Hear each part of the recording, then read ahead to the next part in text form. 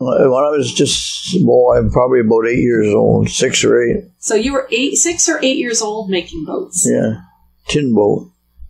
And where did you get the material from? Well, we would go out to the town dump, and pick up a sheet of metal off of a barn roof that had been thrown away.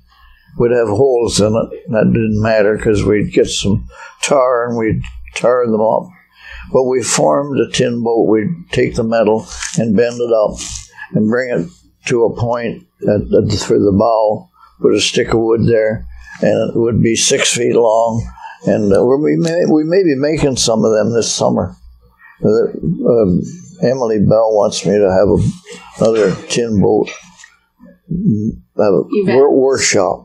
Because you've done it now. Hey? You have done the tin boat workshop. Oh, yeah, I've done several. Several of them. Yeah. So anyway, we would make a tin boat, and then it would be 6 feet long, and then you sit in it and you paddle it with a pair of shingles. And you came up with this on your own? No, I didn't. It's a long, long story. But where did this come from, this idea of taking a piece of... I'll tell you where it came from. There was a professor at Queen's. His name was Lewis. That was his family name. And he was at Queen's, and he was a physicist. And he was a bright, bright man. Must have been a very bright man. Anyway, because they took him to help to build the atomic bomb. They took him down in New Mexico. And his family didn't know where he was. Didn't know. He was right out of it. No idea. No idea where he was or what he was doing. He just left. Just left. Well, he told them that I'm going to be away, and you won't be able to get in touch with me. And they took him out of Queens, took him down to New Mexico, and put him to work on the atomic bomb. Now, his family used to camp at the head of Tremont Island, and he had 3 kids, and David was the oldest one. And, of course, David was the inventor, so he decided to build a tin boat. It was his idea. It was his idea. So we built tin boats. We had a lot of them. We had maybe 20 tin boats altogether. But what happened? Just one day he said, we're going to go to the dump and we're going to see if we can get some metal? Yeah, and then that's what happened. Yeah, we got a sheet of metal, and we brought it back, and he showed us how to build it. How old was he? About a couple of years older than me, just about the same, maybe 12 or so. And then, and there was a sister and another brother, Peter, and David. Anyway, we built these tin boats, and we used to go out and meet the ferries that came across from. You've heard the story, have you? I have heard of it. Tell it again. We'd meet the ferries coming across from Clayton.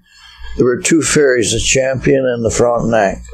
The Champion was a paddle wheeler, and the Frontenac had a propeller. But when we would see the ferries coming, we would go out in our tin boats to meet it, to ride the wake from the ferry. We'd enjoy that, you know. So we'd ride the wake, and as the ferry went by, we'd purposely sink our tin boat. All you had to do was tip a little bit to one side, and the water would come pouring into it, and we would sink, and the boat would go to the bottom, and we'd go down with it. But you could get out of it all right. You just slipped out of it. But we'd stay underwater as long as we could to scare the wits out of the passengers.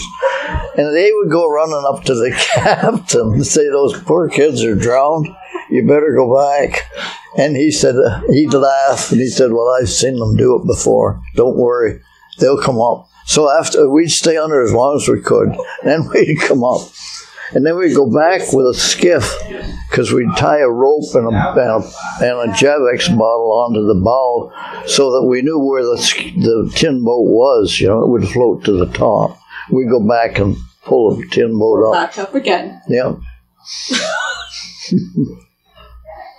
So there's a little bit more to the story. Okay. David, the oldest boy that helped to build the tin boats, went into the American Air Force, went to Pearl Harbor. He was there when the Japanese raided Pearl Harbor, and he was killed and shot down. And then his father was involved in building the atomic bomb. So, isn't that some story? That's an incredible story. Isn't that incredible? Like the connection between... The connection, what goes around comes around. So his son was shot down at Pearl Harbor, and he invented helped to build the atomic bomb, which ended the war, really, but a lot of people paid for enough with their lives at Hiroshima. Yeah. Yeah. The two bombs, right? Hey? There were two bombs. Were there two? I didn't know that. Yeah. I know it was a terrible thing. So that's the story of the tin boats. That must have been so much fun. Hey? It must have been so much fun. Oh, yeah. Yeah. So you don't see many 8 and 10-year-olds just on their own going out and building things. No, I don't know how my mother ever put up with it, but she knew we were all good swimmers. And as long as we were together, I don't think she worried too much. Well, when I was young, the rule was make sure you have a friend that you go with.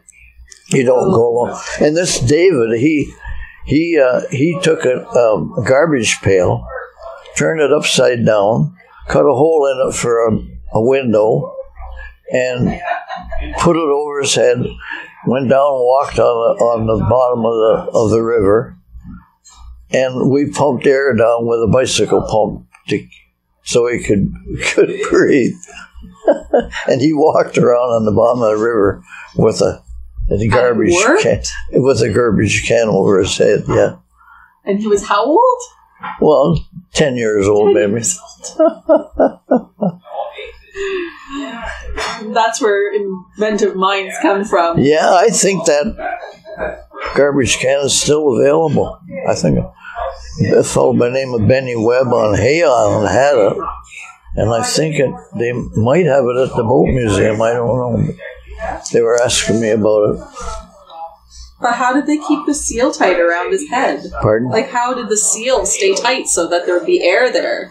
Well, it was when he put the garbage can over his head, and that allowed him airspace.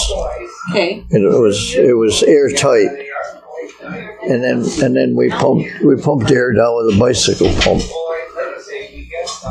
Oh yeah. Did you ever go?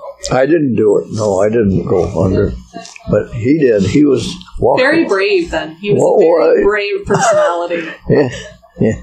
I don't know. It was very interesting to do it, to see it happen. Anyway, he walked around. We'd pump air, keep him. And then when he had a piece of glass for a window, he cut in so we could see where it was going. See what and he had enough. The garbage can had quite a bit of air in it. It's just crazy. Yeah, it is crazy.